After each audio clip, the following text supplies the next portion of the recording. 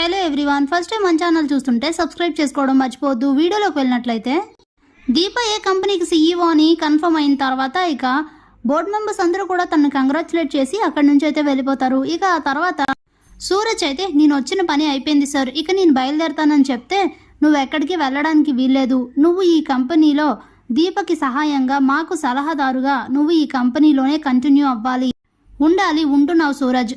నువ్వు వెళ్ళిపోవాల్సింది మీరు కాదు, తప్పు చేసిన వాళ్ళే కంపెనీ నుంచి తప్పుకుంటారు, వాళ్ళకే సరి అయిన శిక్ష పడుతుంది, మీరెక్కడికి వెళ్ళడానికి లేదని చెప్తాడు శివనారాయణ. అప్పుడే జ్యోత్స్న పారిజాతం చాలా బ్రతిమలాడతారు శివనారాయణని. పారిజాతం అయితే శివనారాయణ కాళ్ళు కూడా పట్టుకుంటుంది.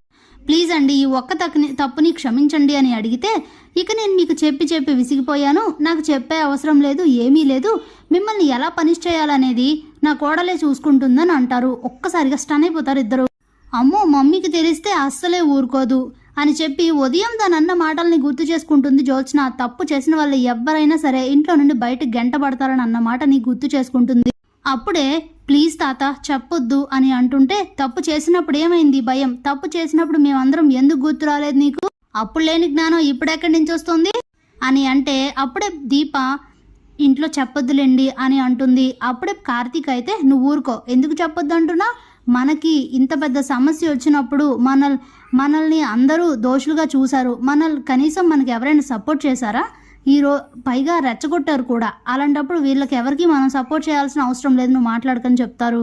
దాంతో సైలెంట్ అయిపోతుంది దీప. అప్పుడే ప్లీజ్ బావా చెప్పొద్దని చెప్పు అని అంటే సుమిత్రకి తెలిస్తే ఏం జరుగుతుందో నాకు బాగా తెలుసు, కానీ సుమిత్రకి చెప్పను, అలా అని మిమ్మల్ని అంత ఈజీగా అయితే వదిలేను, రేపు దీప సీఈఓగా బాధ్యతలు తీసుకున్న తర్వాత ఆలోచిస్తాను జ్యోత్స్న నేనేం చేయాలనేది అని చెప్పి ఇక అందరినీ ఇంటికైతే తీసుకొని వెళ్తారు. దీప కార్తీక్ కూడా శివనారాయణ ఇంటికే వస్తారు. ఇక దీప దశరథ్ సుమిత్రల దగ్గర ఆశీర్వాదం తీసుకుంటుంది.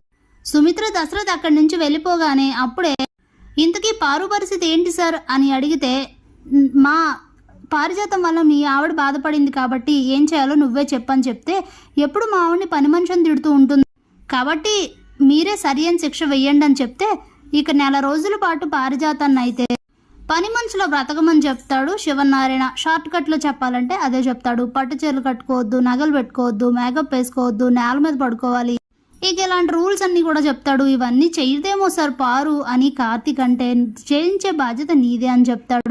ఇది అన్యాయం అండి అని పారిజాతం అంటే అన్యాయం కాదు, అదే సరి అయిన న్యాయం, పైగా ఈ రోజు నుంచి ఇంకా దీప ఇంట్లో వర్క్ చేయడానికి ఇంట్లో హెల్ప్ చేయడానికి కూడా రాదు, కాబట్టి ఇక ఆ ఇంట్లో పనులు కూడా నువ్వే చూసుకో, ఓవరాల్గా నీదే బాధ్యత అని చెప్తాడు శివనారాయణ. అది కూడా ఈ క్షణం నుంచే స్టార్ట్ చేయి, దీప సీఈఓ అయింది కాబట్టి ఎలా అయితే తనని ఆపాలని తనని సీఈఓ అవ్వకుండా చేయాలని ఇంత పెద్ద ప్రయత్నం చేసావో అదే చేతులతో ఇప్పుడు వెళ్ళి మంచి మంచి స్పెషల్స్ అన్నీ వండి పెట్టు, అందరూ తృప్తిగా తినేలా చెయ్యి, వెళ్ళు అని అంటే అప్పుడే కార్తీక్ ఏంటి సార్ పారు వంట చేస్తుందా, ఇక మనం తిన్నట్టే అని అయితే అంటాడు. లేదులేరా, ఆ మాత్రం నాకు వంటొచ్చు, మీ తాతగారు చెప్పారు కదా నేను చేస్తాను అని చెప్పి ఇక పారిజాతం లోపలికి వెళ్ళిపోతుంది. కాంచనను కూడా తీసుకురా కార్తీక్, తను కూడా ఇక్కడే ఉండాలి, భోజనం చేసి నైట్కి వెళ్దురుగా నన్ను అయితే చెప్తాడు. సరే అని చెప్పి లోపలికి వెళ్ళిపోతారు వీళ్ళిద్దరు. అప్పుడే కార్తీక్ దీప బాల్కనీలో నిల్చొని మాట్లాడుకుంటూ ఉంటారు. నాకు చాలా సంతోషంగా ఉంది మరదలా, ఏం జరుగుతుందో నన్ను టెన్షన్ పడ్డాను, కానీ చాలా హ్యాపీగా ఉంది, మొత్తానికి రాక్షసుల చేతిలోకి ఆ అన్యాయమైన అక్రమమైన జ్యోత్స్న చేతుల్లోకి బాధ్యతలు వెళ్లకుండా సీఈఓ పదవులు వెళ్లకుండా అడ్డుకున్నావు, మొత్తానికి కంపెనీకి సీఈఓ అయ్యావు, చాలా సంతోషంగా ఉందని చెప్తాడు కార్తీక్. నాకైతే చాలా భయంగా ఉంది బావా, నువ్వు సంతోషంగా ఉందంటున్నావు కానీ నాకు చాలా భయంగా ఉంది, ఇక్కడ నుంచి బాధ్యతలు ఎలా తీసుకోవాలో ఏం చేయాలో నాకు అర్థం కావట్లేదని అంటే నువ్వు భయపడాల్సింది ఏం లేదు, నీకు అండగా సూరజ్ ఉంటాడు, తను నీకు ఆల్వేస్ సపోర్ట్గా ఉంటాడు, భయపడాల్సింది ఏం లేదు, నెమ్మదిగా అన్నీ నువ్వే నేర్చుకుందుగానని చెప్తాడు. ఇంతలోనే సూపర్ అంటూ అక్కడికైతే జ్యోత్స్న వస్తుంది. ఏంటి ఒక్కసారిగా సీఈఓ అయ్యేసరికి ఎక్కడో ఆకాశాన్ని అందుతుందేమో అనుకుంటున్నాను, నేల మీదే ఉంది దీప అని అంటే ఓవర్ యాక్షన్ చేయకు, చేసిన కనకార్యాలన్నీ మర్చిపోయావా, బయటంతా అంత బ్రతిమలాడా, ఒక్కసారి ఎందుకలా పులిలా విచ్చుకుపడుతున్నావు అని అంటుంది దీప. అది తాత ముందు సాఫ్ట్ కార్నర్ కోసం అమ్మా, అంతేగాని ఇంకేం కాదు, నీకు భయపడనుకుంటున్నావా ఏంటి కొంపదీసి, ఏంటి సీఈఓ పదవి వచ్చిందని ఎగిరెగిరి పడుతున్నావు, ఎన్నో రోజులు ఉండదు, నీ చేతుల్లో నుంచి 1 monthలో సీఈఓ పదవులు ఆక్కుంటానని చెప్తుంది జ్యోత్స్న. 1 month వరకు నువ్వెక్కడ ఉండాలి కదా అని అంటాడు కార్తీక్. నేనెక్కడికి వెళ్తాను, నన్నేం చేస్తావు అని అడుగుతుంది జ్యోత్స్న. పెళ్లి చేసి అత్తారింటికి పంపిస్తానమ్మా, 1 మంత్ లోపే, ఇంక 15 డేస్ కూడా టైం లేదు అని చెప్తాడు. ఏంటి అని అడిగితే అప్పుడే అటుగా శివనారాయణ వెళ్ళడం చూస్తాడు కార్తీక్. అప్పుడే కార్తీక్ దీపక్ అయితే నువ్వేం మాట్లాడకని సైగ చేస్తాడు. జ్యోత్స్న శివనారాయణ చూడదు. అప్పుడే కార్తీక్, నా మాట విని జ్యోత్స్న, ఇక జరిగింది చాలు, ఇన్నాళ్ళు చేసినవన్నీ చాలు, పెళ్లి చేసుకుని హ్యాపీగా ఉండు అని చెప్తాడు. అప్పుడే పెళ్లి చేసుకుని హ్యాపీగా ఉండు కాదు బావా, హ్యాపీగా ఉందాం, పెళ్లి చేసుకుందాం అని అడుగు, అలాగే ఒప్పుకుంటాను, అంతేగాని పెళ్లి చేసుకో కాదు అని అంటే ఇక నువ్వు మారవా అని అడుగుతుంది దీప.